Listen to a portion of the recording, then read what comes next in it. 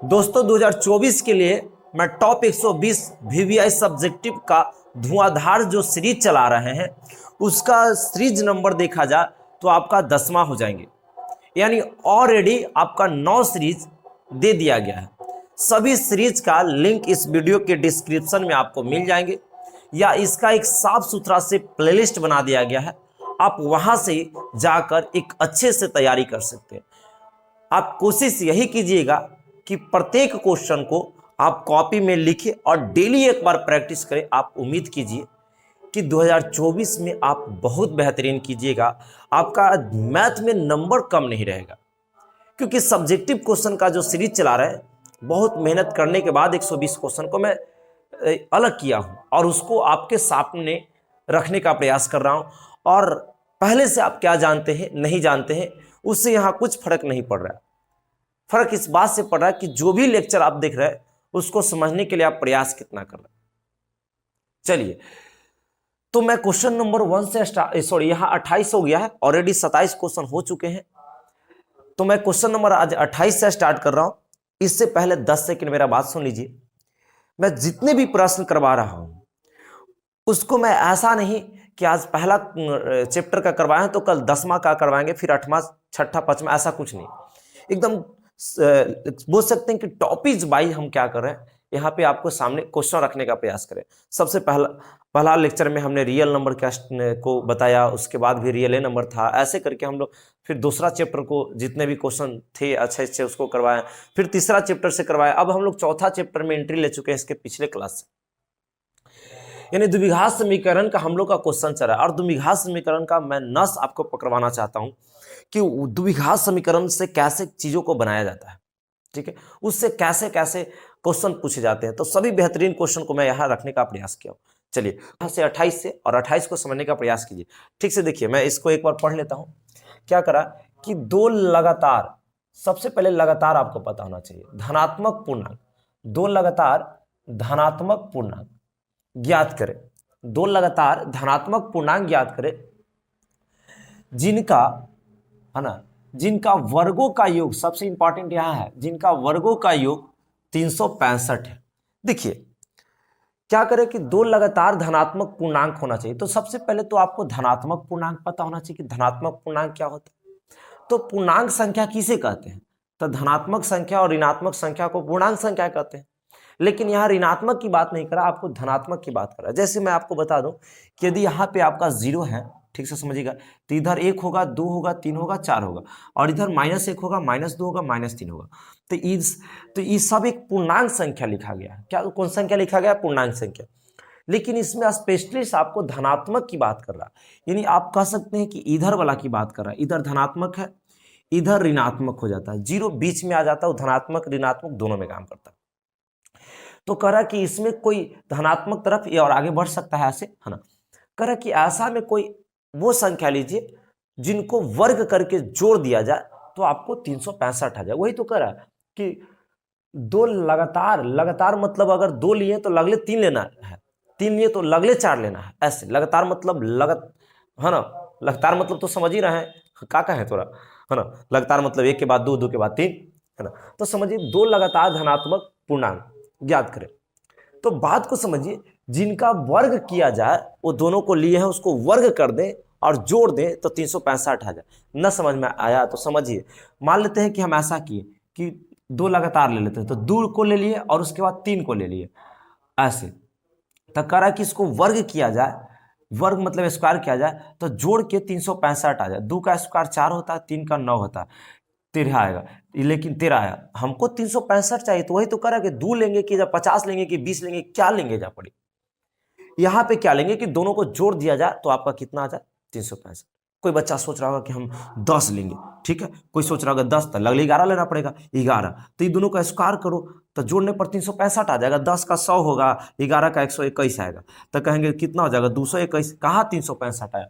कहाँ आया बताइए? आपको 365 आना चाहिए। तो ऐसा सोचना मुश्किल हो जाता है, और ऐसे सोच के बनाइएगा तो न बनेगा और न आंसर देगा। बनबो करेगा तो आंसर नहीं देगा, क्योंकि ऐसे कौन सोचेगा रे, ऐसे अब आंसर निकालेगा तो कोई सोचेगा कि 15 ले लेते हैं, कोई 17 ले लेते हैं, ये दोनों को स्क्वायर करेगा, जोड़ेगा, कौन ठीक है ज्यादा आ जाए। है ना। तो इस क्रम को करने के लिए मैं एक कुछ तरीका बताता हूं, वहां से आप कीजिएगा, एक भी नंबर नहीं कटेगा, है ना। तो अब उस तरीका पे ध्यान दीजिए मेरे साथ, मैं समझाने के लिए पूरा प्रयास किया कि मतलब क्वेश्चन क्या कहना चाह रहा है ना। अब उसके बाद हम यहाँ पे बताते हैं। तो एक लाइन आप जहन में डाल लीजिए या गांठ बांध के याद कर लीजिए कि द्विघात समीकरण में बिना मान के आप चल ही नहीं सकते, मानना ही पड़ेगा। द्विघात, द्विघात मतलब जिसका घात 2 होना चाहिए, चर नहीं। चर देखिए, अगर कोई लिख ले है एक्स स्क्वायर आप प्लस 2x, तो ये द्विघात समीकरण है। या अगर कोई लिख ले एक्स स्क्वायर प्लस 2y आप प्लस 3, तो इसके मतलब द्विघात तो है ही, लेकिन यहाँ पे देखा जाए तो दो चर वाले ही हो जाएगा। दो चर जैसे एक्स प्लस 2y, तो यहाँ पे एगो चर ही है, एगो चर y, यानी चर x और y हो गया, यहाँ दो चर हो गया, तो यहाँ द्विघात है। यानी आपको समझना पड़ेगा, क्योंकि सर ज्यादा मत बताइए ना तो हम सब गड़बड़ा जाते हैं ना, तो इधर वाला बात हटाओ। तो यहाँ पे दो लगातार बोला, तो लगातार मतलब लगातार होता है। जैसे तीन लिए है तो 3 के बाद 4 ले रहे हैं, तो 3 में एक जोड़ने के बाद ना 4 आ रहा है, बात को समझिएगा। मान लेते हैं कि हम 5 लिए, उसके बाद 6 लेना पड़ेगा, तब 5 में एक जोड़ने के बाद 6 आता है। अगर हम मान लेते हैं 8 लिए, तो अगला 9 लेंगे, तो यानी 9 लेंगे तो 9 क्या कब आता है, जब इसमें एक जोड़ते हैं। यानी कहने के मतलब कि दो लगातार धनात्मक पूर्णांक करा, तो पहला मान लीजिएगा कि माना कि पहला धनात्मक पूर्णांक क्या है, धनात्मक पूर्णांक x है। तो अगला जो लेना पड़ेगा x प्लस 1 लेना पड़ेगा, क्योंकि अगला पूर्णांक एक जोड़ के आता है। जैसे मान लेते हैं कि हम अभी बताएं कि 5 लिए, तो अगला 6 लेना है, तो 6 कब आ रहा है, जब 5 में एक जोड़ रहे हैं। हम 8 लिए और फिर उसके बाद अगले 9 लेना पड़ेगा, तो 9 कब आएगा, जब 8 में एक जोड़ेंगे तब आएगा। यानी एगो अगर धनात्मक पूर्णांक x लिए हैं, तो अगला x प्लस 1 लेना पड़ेगा, तब दोनों लगातार हो जाएंगे, है ना। तो कह सकते हैं कि पहला धनात्मक पूर्णांक x तथा दूसरा धनात्मक पूर्णांक, है ना। धनात्मक पूर्णांक कितना हो जाएगा, पूर्णांक आपको हो जाएगा x आप प्लस 1 हो जाएगा। ढेर लेकर यहाँ पे 22 सोच लेता कि पहला x और दूसरा 22, तो मार के सही कर देंगे, 1 से 22 सोचेगा। अगला मतलब एक जोड़ने पर आता है, इसीलिए अगर x लिए हैं पहला, तो अगला x प्लस 1 आएगा, तब लगातार हो जाएगा। अगला ओकर तो x प्लस 2, ओकर अगला तो x प्लस 3, उसको अगले 3 को लगातार बोलता, तो x लेते, एगो x प्लस 2 लेते, एगो x प्लस 3 लेते। अगर 4 लगातार बोलता तो x plus 1, x plus 2, x plus 3, x plus, ऐसे करके हम लोग आगे बढ़ते हैं। तो ध्यान दीजिएगा, अब इसको क्या कहना है, जो कहना है मैं बता देता हूं। ये कह रहा है कि इन दोनों को जब वर्ग किया जाता है, दोनों को स्क्वायर किया जाता है, तो 365 आता है। यानी उसको कहना है कि x प्लस 1 को क्या करना है कि वर्ग करो, है ना। जिनके मतलब लगातार यहाँ पे करें कि वर्गों का योग मतलब स्क्वायर, इसको स्क्वायर कीजिए, इसको स्क्वायर कीजिए, तो वर्गों का योग करते हैं तो 365 आता है। 365 लिख दीजिए। मेन हमको समीकरण ही तैयार करना था, ये तैयार हो जाता, आधा दुख दर्द खत्म हो जाता, फिर अब हम लोग आराम से चल देंगे। अब यहाँ पे क्या करेंगे कि अब हल कर लीजिए। तो हल करने का सबसे अच्छा तरीका है, एक्स स्क्वायर है तो एक्स स्क्वायर प्लस ए प्लस बी के होल स्क्वायर पर तोड़ दीजिए। तो क्या कहता है, ए स्क्वायर तो यानी एक्स स्क्वायर प्लस कहता है 2ab, तो 2ab। अब कहेगा कि सर कैसे हुआ, तो हम लोग 2ab यानी 2a का काम कितना कर रहा है x, और b का काम कितना कर रहा है 1, तो 2x ना आया, तो 2ab अब प्लस बी स्क्वायर कहता है, बी स्क्वायर यानी a का काम ही, b का काम ही, 1 का स्क्वायर 1 हो जाएगा। चलिए अब यहाँ से हम लोग क्या कर लेते हैं, बराबर 300 कितना है 65। यानी समझिए a प्लस बी के होल स्क्वायर पर तोड़ के इसको लिखा गया, तोड़ के लिख सकते हैं। चलिए एक्स स्क्वायर के गो तो 2 गो, तो 2x स्क्वायर आप प्लस 2x आप प्लस यहाँ पे कितना है 1 है, समझिएगा 1 हो जाएगा। और ऐसा कर लेते हैं बाबू यहाँ से कि एक के उधर भेज लेते हैं, तो 365 है और माइनस 1 हो जाएगा। तो हम लोग कह सकते हैं, चाहे एक सिंपल तरीका है, रुक जा, समीकरण में सब एक ही तरफ रहना चाहिए। तो एक पहले से यहाँ पे है ना, तो 365 को इधर ले आते, तो माइनस में कितना हो जाएगा 365 बराबर कितना हो जाएगा 0 हो जाएगा। यहाँ पे कितना हो जाएगा, तो 2x स्क्वायर और प्लस 2x और माइनस यहाँ पे 364 अब हो जाएगा बराबर 0। अब क्या करना है यहाँ पे कि 2 इसमें भी है, 2 इसमें भी है, 2 इसमें भी है, सभी में, तो 2 को आप कॉमन ले लें। तो जैसे ही 2 को आप कॉमन लीजिएगा तो आपके पास बचेगा x स्क्वायर प्लस 2 बचेगा, सॉरी 2 तो बाहर आया है ना, तो यहाँ से खाली x बचेगा और माइनस इसका आधा कर लीजिए, तो आधा कर लीजिएगा तो 2 इसका आधा 3 है ना, एक गलती कर दिए, यानी 364 के आधा कितना हो जाएगा 182 है ना, 182, 2 दूना 4, 8 दूना 16, 2 1 3, ठीक है, बराबर यहाँ पे कितना आ जाएगा 0 है ना, इस तरीका से। अब ध्यान देना है बाबू, यहाँ पे ध्यान देना है कि 2 जब उधर जाएगा तो 0 में बदल जाएगा, यानी कहने के मतलब कि x square plus x minus 182, 2 उधर जाएगा तो भाग में चल जाएगा, तो 0/2, तो 0/2 तो कुछ हो, अगर 0 कुछ हो तो उसका आंसर 0 आता है, यानी आप इसको क्या कर सकते हैं कि 0 ही आ जाएगा, और यार 0 ही आ जाएगा। अब इसको क्या करना है कि समीकरण की बात नहीं है यहाँ पे, अब क्या करो ध्यान दीजिएगा कि अब इसको हम थोड़ा सा इधर लिख के बताना चाहते हैं, आपको 100% आ जाएंगे है ना, ध्यान दीजिएगा, इसको हम तो नहीं साफ कर लेते हैं। तो इसी क्वेश्चन को मैं लिख रहा हूं, यहाँ पे क्या है कि एक्स स्क्वायर और माइनस एक्स और माइनस 182 बराबर 0 है। तो आप लोग कई बार पढ़ चुके हैं कि इसको जब क्या किया जाए कि इसको गुना किया जाए, तो 182 आ जाए, उसी चीज को जोड़ या घटा दिया जाए तो आपका 1 आ जाए, ऐसा पढ़े और ऐसा आप लोग पढ़े। तो आपको यहाँ पे जैसे कितना से कितना में गुना करे कि 182 आ जाए, उसी को जोड़ दे या घटा दे, उसी को जोड़ दे या घटा दे तो आपका कितना आ जाए, यहाँ पे x आ जाए, ध्यान दीजिएगा है ना। तो मैं ऐसा कर लेता हूँ कि 182 को ना दिमाग काम करे तो तोड़ लीजिएगा इधर किनारे में जाके, तो 2 से तोड़िएगा तो कितना आ जाएगा, मान लेते हैं 182 तो 90 और 1 91 हो जाएगा, फिर 7 से करिएगा तो 13 बार में कट जाएगा, यानी 13 7 91 होता है ना, यानी आपको कह सकते हैं कि दोनों को गुना करेंगे तो कितना हो जाएगा 14 और गुना 13, तभी तो 182 आया, यानी 14 में जब 13 से गुना करते हैं तो 182 आ जाता है, लेकिन 14 में से जब 13 को घटाएंगे तो आपको x भी आ जाएगा, x मतलब 1 आ जाएगा है ना। तो यहाँ पे आप कह सकते हैं कि मेरा जो फैक्टर टूट के आया वो 14 आया 13 आया। तो हम लोग ये तो सब जानते हैं कि आगे वाला आगे रहता है, यहाँ कोई चेंज नहीं होता है ना, पीछे वाला आपको भी चेंज नहीं होना है, 182 तो 182 बराबर 0, चेंज बीच वाला होता है। पहले यहाँ पे 14x लिख दीजिए है ना, क्या लिख देंगे 14 का x और माइनस यहाँ पे माइनस यहाँ पे 13x, ध्यान दीजिए 14x में से 13x जाएगा तो ये x बचेगा, और 14 में जब 13 से गुना करेंगे तो 182 भी आ जाएगा, मेरा लिखा हुआ सेटलमेंट क्या हुआ सब सही है ना, ध्यान दीजिएगा। अब इसको क्या करेंगे बढ़िया से समझिए है ना, अब इसको हम लोग थोड़ा सा कॉमन कर लेते हैं, तो यहाँ से आप x कॉमन कीजिएगा तो यहाँ पे x बचेगा और प्लस यहाँ 14 बच जाएगा है ना, क्योंकि x इसमें भी है तो बाहर आ गया, माइनस यहाँ 13 जब कॉमन कीजिएगा तो यहाँ x बचेगा और 13 से 14 बार में कटेगा तो माइनस माइनस ही प्लस हो जाएगा 14 बार में बराबर 0, ना समझ में आया तो यही वाला उतार दीजिएगा। चलिए एक बार बाहर वाला होता है x माइनस 13 हो जाएगा और एक बार घर वाला x माइनस 14 हो जाएगा, यहाँ पे 0 हो जाएंगे, यहाँ तक कोई दिक्कत नहीं है ना। अब हम लोग क्या करेंगे कि यहाँ से x बराबर x माइनस 13 बराबर हम लोग क्या कर लेते हैं 0 कर लेते हैं, यानी इसके बराबर 0, एक बार इसके बराबर x minus 14, x minus plus में नहीं 14 जी, x प्लस 14 बराबर x प्लस 14 बराबर 0 कर लेते हैं। तो ध्यान दीजिए तो x बराबर यहाँ पे 13 आ जाएंगे है ना, x बराबर क्या आ जाएंगे 13, और एक x बराबर देखा जाए तो माइनस का 14 आ जाएगा, तो माइनस का वैल्यू नहीं लिया जाता, ये भी बात ध्यान में रखिएगा, ध्यान दीजिए थोड़ा सा, ये माइनस वाला वैल्यू नहीं लिया जाता।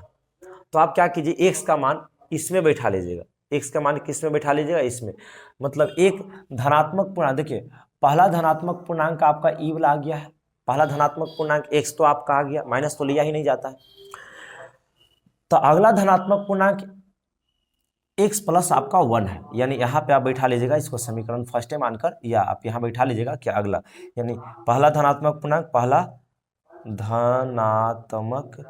पूर्णांक आप कितना कर लीजिएगा कि 13 है, तो अगला एक जोड़ के आ जाता है 14, अभी बताया कि 5 रहता तो 6, या आप इस पे रख दीजिएगा कि अगला x प्लस 1 है, तो कहेंगे x का मान 13 है, x का मान 13 है और प्लस 1 बराबर 14, यानी आपको जो संख्या आ गया, संख्या जो आ गया आपका वो 13 और 14 आ गया, 13 और कितना आ गया 14 आ गया, यही आंसर है।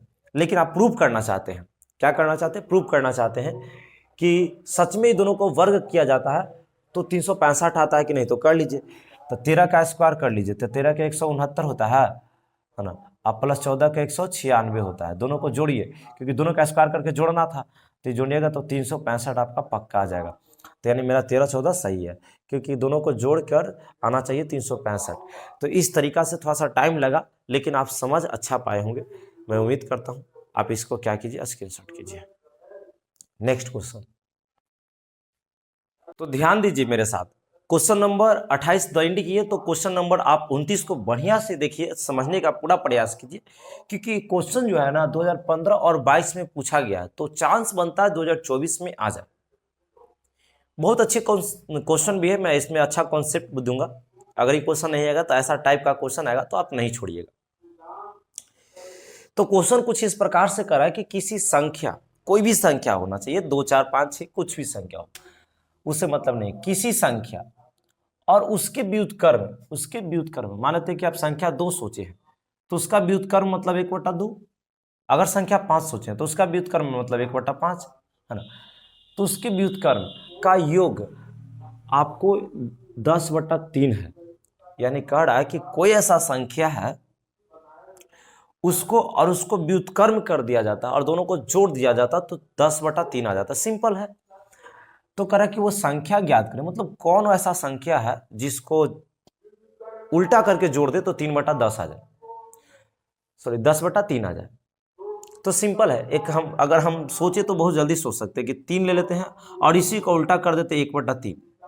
अब इसको जोड़िएगा ना तो पक्का उला आ जाएगा। देखिए नीचे नहीं कुछ, एक है, एलसीएम लीजिएगा 3 आएगा, 3 बार में कटेगा, 3 3 9 आप प्लस 3, एक बार में कटेगा 1 हो जाएगा, इसलिए 10/3। यानी वो संख्या मेरा जो है 3 है। वो संख्या क्या है, 3 है, क्योंकि 3 ऐसा संख्या है जिसको उल्टा करके जोड़ देते हैं तो 10/3 आ जाता। तो क्या ऐसे बनाइएगा, नहीं ऐसे बनाइएगा, आपको नंबर में बहुत ज्यादा कटौती, मतलब ना के बराबर देगा। तो इसको बनाने के लिए जो रूल है मैं उस रूल को बताता हूं, है ना। तो हम पहले ही बता रखे हैं कि दो चर वाले रैखिक द्विघात समीकरण में आपको बिना मान के एक डेग नहीं बढ़ सकते। अगर बढ़ते हैं तो कहीं ना कहीं आप गलती कर रहे हैं। तो ध्यान दीजिए, तो यहां पे करा कि किसी संख्या लिखना कि माना कि संख्या x है, माना कि संख्या क्या है, x है। बस सिंपल, संख्या x है। तो जब संख्या x है तो इसको हम लोग क्या करेंगे, बात को समझिएगा। संख्या x है तो हम इसको अगला संख्या व्युत्क्रम, तो इसका व्युत्क्रम लिख देते हैं। संख्या x है, इसका व्युत्क्रम,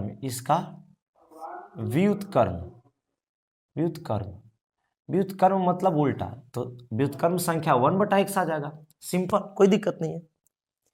दोनों को क्या करना है, जोड़ देना है और जोड़कर बराबर में 10/3 लिख देना है। नहीं कहेंगे प्रश्न से क्या है कि किसी संख्या, तो हम लोग को x है और उसी का व्युत्क्रम 1/x है ना। दोनों को जोड़ दिया जाता है, यानी योग किया जाता है तो इतना हो जाता है ना। यानी कह देंगे 10/3। सिंपल। अब इसको कैलकुलेशन कीजिए, आपको आंसर रिजल्ट आ जाएगा। तो इतना भी इजी क्वेश्चन ही नहीं है कि आप तुरंत ही बना दीजिएगा, क्योंकि पूछा गया क्वेश्चन है 2015 और 22 में, आज सेम क्वेश्चन पूछा है ना, एकदम यही। तो ऐसा कोई भी क्वेश्चन है कि मान लेते हैं कि कहेगा कि योग मतलब वो संख्या और उसको योग कितना है, मान लेते हैं कि आ जाता है योग 50/20 है, तो हम जब 50/20 रखते, 200/5 कहता तो हम लोग 200/5 रखते। सिंपल। और ई वाला काम सेम, ई वाला सेम रहेगा।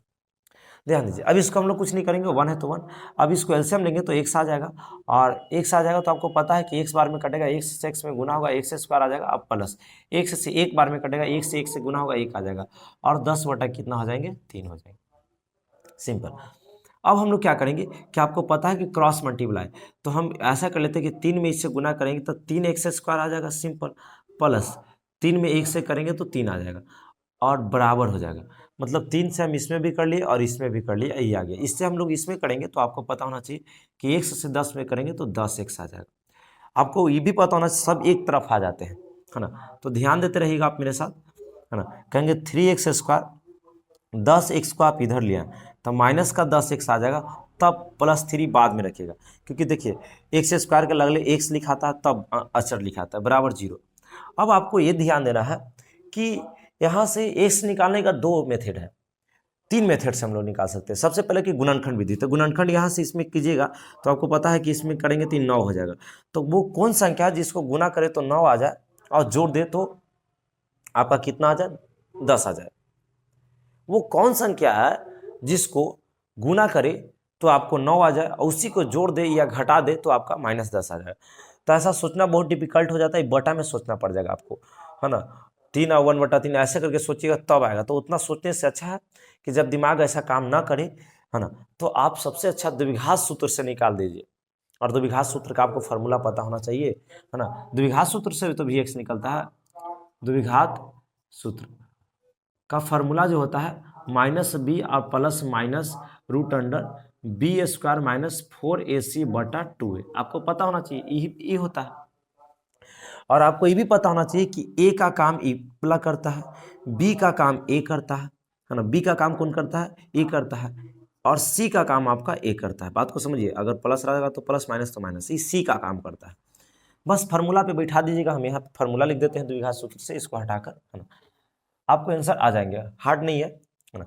तो हम लोग लिख देंगे यहाँ से द्विघात सूत्र से, द्विघात सूत्र का फार्मूला से, है ना, या द्विघात सूत्र। यहाँ पे ऐसे हम लोग बराबर दे देंगे और क्या लिखेंगे, तो बस तरीका आप ध्यान रखिए। ओहो, ये ऐसे कैसे लिखा रहा है?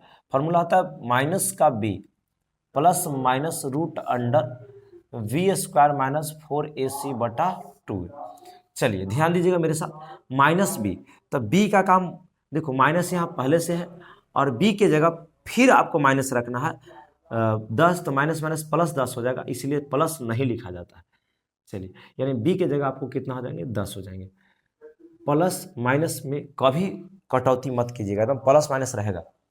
अंडर रूट b², तो b² - 10 का स्क्वायर माइनस का 10 का स्क्वायर -4। ए का काम कितना कर रहा है? ए का काम 3, तो 3। और सी का काम कितना कर रहा है? तो सी का काम भी आपको 3 ही कर रहा है, तो 3 कर लेंगे। चलिए, बटा में 2a बोला था ना, बटा में सॉरी 2a फार्मूला होता है ना। तो 2 हो गया और ए का काम आप देख लीजिए तो 3 कर रहा है, तो आप यहाँ पे 3 कर लीजिए, कोई दिक्कत नहीं। आगे बढ़ जाते हैं।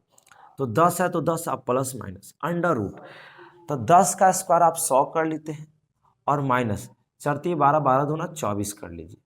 बटा में आप यहाँ से कर लीजिएगा तो 3 दूना 6 आ जाएगा, क्योंकि 3 दूना 6। अब यहाँ से 10 और प्लस माइनस कर लीजिए, अंडर रूट इसको घटा लीजिएगा तो 64 आ जाएगा, क्योंकि सॉरी 64 आएगा, 36 आ जाएगा। देख लेते हैं, इसको घटाएंगे तो 6 आ जाएगा। और गलती कर दिए, 4 × 12, 12 × 36। ओहो, यहाँ पे हम गलती करें, 4 × 12, 12 × 36, यहाँ पे 36 हो जाएंगे, है ना। तो ध्यान दीजिए 36 जैसा ही होगा, तो यहाँ पे घटा लीजिएगा तो आपको पक्का 64 ही आएगा। और नीचे में आपका कितना है बाबू? 6 है। ध्यान देते रहिएगा मेरे साथ। तो यहाँ पे आगे बढ़ते हैं, तो आप कह सकते हैं कि 10 और प्लस माइनस, यहाँ पे 64 का कितना होता है? 8, 8 बाहर आएगा और बटा नीचे 6 आ जाएगा। यानी इसको यहाँ पे ध्यान दीजिए। तो आपको पता होना चाहिए कि 2 गो हल आता है, एक अल्फा और बीटा, तो यहाँ x ही रखना है ना, अल्फा बीटा नहीं चलेगा यहाँ पे, क्योंकि x के बारे में आप बात कर रहे हैं। तो मान लेते हैं कि हम यहाँ पे x निकालना चाहते हैं, तो ऐसा कर लेते हैं कि एक बार प्लस वाला ले लेते हैं, x एक बार प्लस वाला ले लेते हैं, तो 10 और प्लस 8/6 कर लेते हैं, क्योंकि माइनस वाला नहीं लिए। और एक बार x बराबर आप कितना ले लीजिए? माइनस वाला, तो 10 और -8/6 हो जाएगा। तो 10 8 18, है ना। तो कितना हो जाएगा? 10 और 8 18, तो x बराबर कितना हो जाएगा? 18/6 कटेगा, है ना। 6 × 3 = 18, 3 बार में कट जाएंगे, कोई दिक्कत नहीं। तो x का मान ही आ गया। x का मान जो आ जाएगा यहाँ से 2/6, 2/6, और इसको क्या कीजिएगा? काट दीजिएगा, तो 1/3 आ जाएगा। और जो संख्या आपका आ गया, है ना, वो संख्या आ गया, वो आ गया x का मान जो आ गया 3 आ गया। देख लीजिए, x का मान 3 आ गया और एगो x का मान कितना आ गया?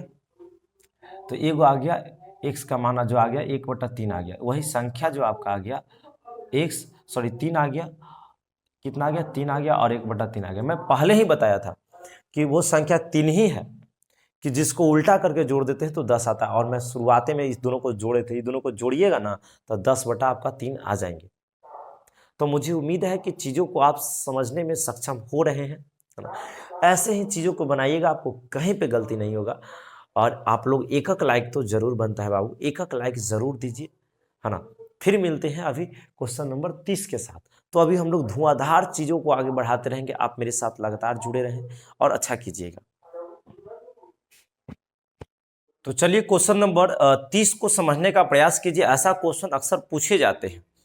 क्वेश्चन नंबर 30 जो है 2014 में क्वेश्चन पूछा गया है और बहुत बेहतरीन प्रश्न है, लेकिन 2 नंबर का क्वेश्चन है, बहुत सिंपल वे में हम लोग बना लेंगे।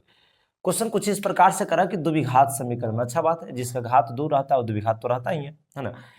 कुछ इस प्रकार से दिया है और कह रहा कि बराबर 0 का सबसे इंपॉर्टेंट है मूलों का योगफल एवं गुणनफल आपको ज्ञात करने के लिए बोला। मूलों का योगफल और गुणनफल बहुत सिंपल है, जैसे आपको पता होना चाहिए। जैसे समीकरण जो भी है मैं यहाँ लिख देता हूँ अभी, कि जो समीकरण दिया है वो दिया है कि 3x² और प्लस 8x और प्लस 4√3 बराबर 0। तो सबसे पहले आपको यहाँ पे पहला पूछ रहा है कि मूलों का योगफल। आपको पता है मूलों का योगफल अल्फा प्लस बीटा होता है और फार्मूला भी पता होगा कि -b/, क्या होता है, a होता है। सेकेंड नंबर आपसे पूछना चाह रहा है कि मूलों का गुणनफल, तो हम लोग लिखेंगे मूलों का गुणनफल। और आपको पता है कि मूलों का गुणनफल को अल्फा इंटू हम लोग बीटा बोलते हैं और इसका फार्मूला c/, क्या होता है, a होता है। तो इसको हल करने के लिए सबसे पहले हाँ आपको पता होना चाहिए कि -b क्या होता है, a क्या है, यानी -b का मान कितना है। तो आपको पता होना चाहिए कि आगे वाला को हम लोग क्या कहते हैं, a बोलते हैं। तो a आपका √3 आ जाएगा, है ना। आगे वाला को a कहते हैं और इसके पीछे वाला को हम लोग b कहते हैं और इसके पीछे वाला को हम लोग c कहते हैं। तो वहाँ पे लिख दीजिएगा, जैसे अगर 2 नंबर तो बहुत जल्दी बन जाएगा ना, तो 2 नंबर में तो कुछ उसको टांग खींचने आना चाहिए ना। तो ऐसे वहाँ नहीं कीजिएगा, वहाँ लिख दीजिएगा कि a का मान जो है √3 है, b का जो मान है 8 है और c का मान आप लिख दीजिएगा कि c का मान 4√3 है। ऐसे इतना करने के बाद आप क्या कीजिएगा, बस फार्मूला पे रख दीजिए। जैसे यहाँ पे रख दीजिएगा कि -b, तब -b, तब b कितना है, 8 है, तो यहाँ पे -8 हो जाएगा, है ना, क्योंकि माइनस पहले से है, b का मान 8 है। और a देख लीजिए तो √3 है, तो आप कर दीजिएगा √3, क्योंकि a आपका √3 है। यही आपका आंसर हो गया।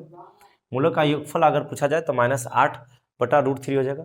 और गुणनफल में देख लीजिएगा, तो गुणनफल में c का मान कितना है, c/, होता है, c का मान आपका 4 का √3 है, 4√3 बटा a का मान आपको पता होना चाहिए कि √3 है। और यहाँ से √3 कैंसिल हो जाएगा और आपका मान 4 आ जाएगा। सिंपल यही था। मुझे उम्मीद है कि चीज़ों आप समझ पाए होंगे, कोई हार्ड नहीं है। इतना कर देते आपको 2 नंबर मिल जाएगा। तो अभी हम लोग क्वेश्चन नंबर 30 तक देखें। जस्ट अभी मैंने 31 क्वेश्चन को इसी में बताऊंगा, है ना। तो आप इसको स्क्रीनशॉट कीजिए, फिर क्वेश्चन नंबर 31 को बताते हैं। तो ध्यान दीजिए, हम लोग को क्वेश्चन नंबर 30 तक जो था वो समेट दिए हैं। क्वेश्चन नंबर 31 को बढ़िया से समेटने का प्रयास करते हैं, एकदम विदिन सेकंड में खत्म। मतलब क्वेश्चन नंबर 31 में कोई जान प्राण है ही नहीं, है ना, कोई जान लगाने की जरूरत नहीं। एक और मार्कर कहाँ है, चलिए ध्यान दीजिए। क्वेश्चन कुछ इस प्रकार से दे रखा है कि द्विघात समीकरण इतना का विविक्तर, ऐसे दे रहा है, विवेक्तर बोला जाता है या विवेचक भी बोल सकते हैं इसको, यानी डी बोल सकते हैं। डी ज्ञात करें। एक जो क्वेश्चन है आपका 2014 में पूछा गया है, 2014 में क्वेश्चन पूछा गया और दोनों पाली में पूछा गया था। शायद उस समय 2 बार ही क्वेश्चन देखे हैं कि आपका दिया हुआ है, 2014 में 2 बार क्वेश्चन दिया हुआ है। तो बहुत अच्छी प्रश्न है और इसको तुरंत समटा देंगे। 2 नंबर का क्वेश्चन है ना। तो सबसे पहले आपको पता होना चाहिए कि जो भी क्वेश्चन देंगे इसको पहले हल कर लेंगे और हल में जो भी प्रश्न देंगे उसको लिख देंगे, यानी 4x² और -5x और +3 बराबर 0। यहाँ पे आपको इसको विवेचक कर कुछ ऐसे करके बोल रहा है, लेकिन विवेचक बोला जाता है या विवेक्तर बोला जाता है। वी से पूछो देगा, आप समझिएगा कि वही निकालना है। तो यहाँ पे सबसे पहले कि आपको विवेचक के फार्मूला पता होना चाहिए, है ना। तो जो भी देगा वो लिख दीजिएगा ऐसे, है ना। अभी मैं बीच में कुछ गैपिंग लिख रहा हूँ, कुछ बताऊंगा। विवेक्तर दिया है, विवेक्तर उल्टा लिख दिया, उसका शायद टाइपिंग मिसिंग होगा, इन्हें डी बोल सकते हैं। इसका फार्मूला होता है b² - 4ac। ध्यान दीजिएगा, इसको हटा दीजिए। डी मतलब दाल, बी मतलब भात, तो दाल बराबर भात के स्क्वायर -4 गो अचार। याद रखिएगा दाल का फार्मूला, दाल बराबर भात का स्क्वायर -4 गो अचार। अब अचार कुछ ही है, दाल कुची है तो आपको पता होना चाहिए कि बी को हम लोग यहाँ पे ध्यान दीजिएगा कि बी क्या है, ए क्या है, सी क्या है। तो आपको पता होना चाहिए कि इसके आगे जो रहता है वो आपका ए रहते हैं, पीछे आपका बी रहते हैं और लास्ट में आपको सी रहते हैं। ध्यान दीजिएगा, यानी ए का जो मान आ गया 4 आ गया, बी का मान -5 और सी का मान आपको कह सकते हैं यहाँ पे कि सी बराबर कितना है 3। तो ये सब लिख दीजिएगा, लेकिन ऐसे घेर उड़ के मत लिखिएगा। चलिए बैठा लीजिए फार्मूला पर, बी स्क्वायर यानी -5 का स्क्वायर प्लस 4 गुना ए का काम कितना है 4 और गुना सी का काम आप कह सकते हैं कि 3। तब 5 का कितना होता है 25 हो जाएगा और प्लस 5 का, क्योंकि माइनस का स्क्वायर प्लस हो गया, 4 चौको 16, 16 तिया 48 है ना, 16 तिया 48, इसको जोड़ लीजिएगा तो 8 और 5 13 के 3 और 4 और 2 6, 6 1 7, तो 73 हो जाएंगे। यानी इसका विवेचक जो आ गया 73 आ गया। अगर इसमें प्राकृतिक भी पूछता तो आप बढ़िया से बता सकते थे, आप लोग को पता होना चाहिए। देखिए ये आपका आंसर हो गया, विवेचक बोला जो। लेकिन अगर ऐसा बोलता है कि इसका प्राकृतिक क्या है, प्राकृतिक मतलब किस नेचर का होगा, तो आपको पता होना चाहिए कि यदि हम लोग डी निकाले हैं और अगर बराबर 0 आ गया है, मतलब डी निकाले जब 0 आ जाता, कटकुट के 0 आ जाता, तो इसका जो है पहला नंबर आपको पता होना चाहिए कि मूल वास्तविक हो जाएगा, वास्तविक, और हल क्या हो जाएंगे समान, हल क्या हो जाएंगे समान। तो आपसे पूछ सकता था कि इसका मूल क्या होगा, है ना, तो मूल वास्तविक और हल पूछ सकता है, तो हल समान। तो ये वाला तो कंडीशन आया नहीं, डी निकाले तो 0 कहाँ आया। दूसरा कंडीशन आपको ये ऐसा हो सकता है कि डी निकाले हैं और आपका बड़ा आ जाए 0 से, तो इसके लिए आपको पता होना चाहिए कि मूल जो हो जाता है वो वास्तविक हो जाता है, वास्तविक, और हल जो हो जाता है असमान, असमान। ध्यान दीजिएगा ऐसा। तो और तीसरा नंबर ऐसा कंडीशन होता है कि डी निकाले और छोटा आ गया 0 से, माइनस में चल गया, तो इस कंडीशन में मूल भी वास्तविक नहीं होता है, मूल काल्पनिक हो जाता है। मूल वास्तविक नहीं, काल्पनिक, काल्पनिक मान सकते हैं, और कोई वास्तविक हल नहीं, और हल में क्या हो जाएगा कोई वास्तविक, वास्तविक हल नहीं। तो देखिए ये कंडीशन, 3 को कंडीशन आते हैं कि अगर डी निकाले ऐसा हो सकता है कि बराबर 0 आ जाए, ऐसा हो सकता है 0 से बड़ा आ जाए, ऐसा हो सकता है 0 से छोटा आ जाए। तो जब हम डी निकाले हैं तो 0 से बड़ा आ गया, तो हमको आंसर यही है। लेकिन आपको कहता है कि इसका मूल क्या होगा, तो मूल वास्तविक हो जाता है, मूल पूछता तब। यदि हल पूछता तो हल असमान हो जाता। लेकिन प्राकृतिक पूछता तो प्राकृतिक, प्राकृतिक, तो उस कंडीशन में ये दोनों बात को लिखना पड़ता, मूल और हल दोनों लिखना पड़ता। ठीक है, बात समझ में आ गया। तो यदि समझ में आ रहा तो आप लोग एक लाइक देते रहिए, है ना। फिर हम लोग अगले क्लास में मिलेंगे, आप इसको स्क्रीनशॉट कीजिए। चलिए स्क्रीनशॉट हो गया होगा, है ना। तो एक क्वेश्चन मैं दे देता हूं, उसको खुद बना लीजिएगा। अभी हम क्वेश्चन लिख देते हैं। चलिए ध्यान दीजिए, क्वेश्चन है यहाँ पे कि ध्यान दीजिएगा 5x² माइनस 8x प्लस 3 बराबर 0।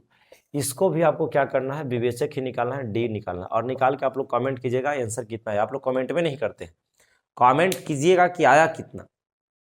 ठीक है, तो फिर मिलते हैं, आप इसको स्क्रीनशॉट कीजिए।